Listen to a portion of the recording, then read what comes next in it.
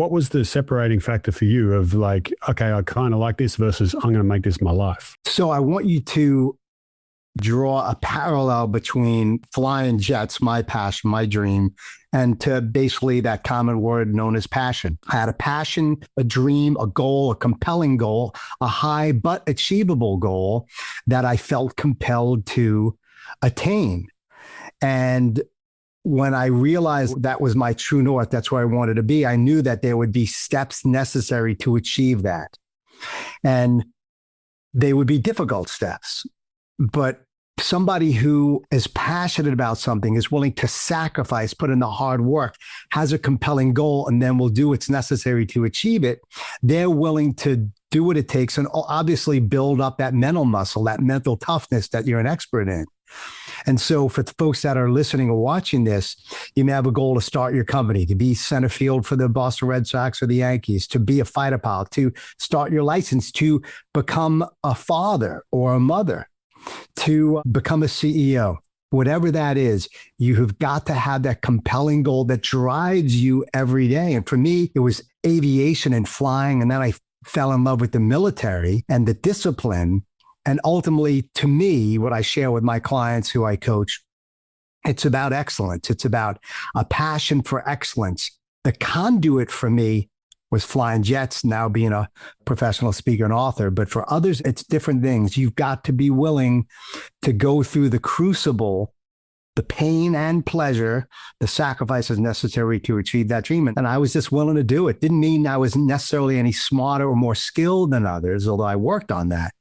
It meant that I had this passion and drive that I was going to willing to break through whatever it took to make it happen. Yeah, you said there you were willing to do it. It's a word that comes up often in these conversations. It's not really commonly associated with being tough, but that willingness to do, as you said, the pleasure and the pain along the path of whatever it is you're chasing. Is that what toughness means to you in your experience? Let's just say purely as a fighter pilot.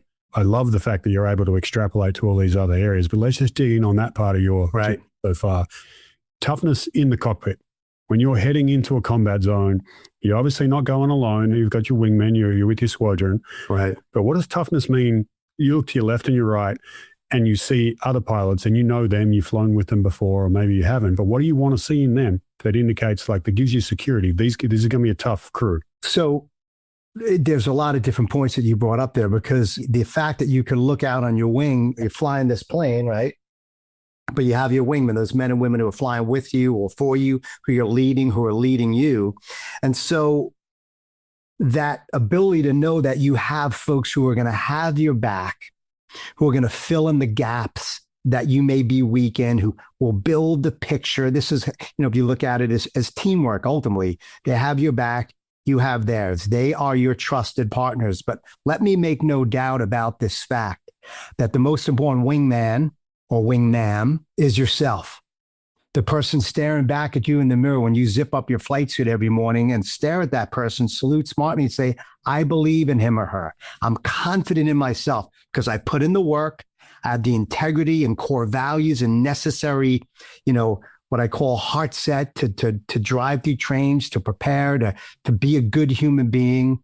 And ultimately, I've done what's necessary to be confident in myself. So when I cross the forward edge of the battle area, we call it the FIBA, when we go master arm hot and people will be trying to kill us. And if I hit that pickle button, something's going to come off that aircraft. I am confident in myself. And so no greater teamwork attribute. There's nothing greater than just having the skill and confidence to know you're going to do your job, because we've all worked with people either on a sports team or in business or in life who, hey, you may have liked them, but they didn't have the skill or the discipline or the character to go through those tough times, to be in battle. Because when you're under pressure, when the fear is real, when if you don't do something, you're dead, you're darn tootin' right. You better be prepared. You better have that confidence and ability. And you want your teammates, your wingmen, to have that confidence in you. So it's mutual support. It's symbiotic. We're all dependent on each other, but make no bones about it. You've got to have the skill, the passion, the drive, the resilience, the mental toughness to be able to execute on your own first. Know your job, do your job, and everything follows from that. Absolutely love that. Oh my God. I've got like 3 moments there where I got goosebumps. I didn't want to interrupt because you were flowing, but there's so much to dig into. Reflecting the know your job, do your job, and then everything flows from that. It's a lot of work that I'll do with performers in a different area, and lives aren't on the line with the guys that I work with day to day, but their careers are on the line. Their livelihoods are on the line. Their egos are on the line in some cases. And that creates a similar emotion set within the individual, within the operator.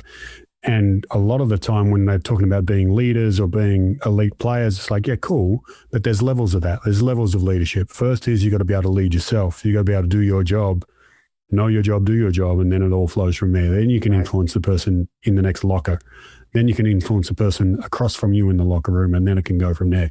So I love what you said about that. Go ahead. And just getting used to performing under pressure. Resilience to me, having a champion mindset isn't just playing well when the stakes are down and you're ahead or there's no threats in the air and the weather is perfect. It's how do you operate when there's turbulence, when there's headwinds, when you're low on fuel, when the enemy's coming at you, when some of your wingmen fall out.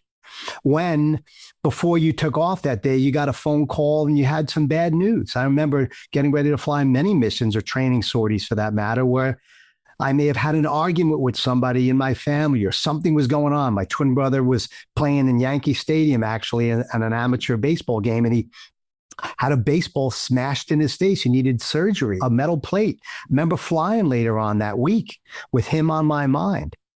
How do you respond when things aren't going well? And the more you put yourself into those precarious, stress-filled situations, and you're able to drive through them, fly through them, play through them, now you're building that resilience that is far and beyond being able to listen to a beautiful song or smell a flower or meditate or go for a walk, which kind of eases your mind of the burden of pressure.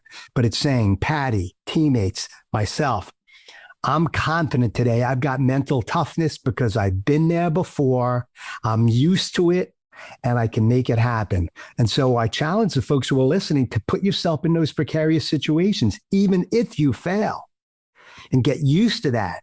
That builds up the confidence as well. And many people are not willing to put themselves in those pressure situations.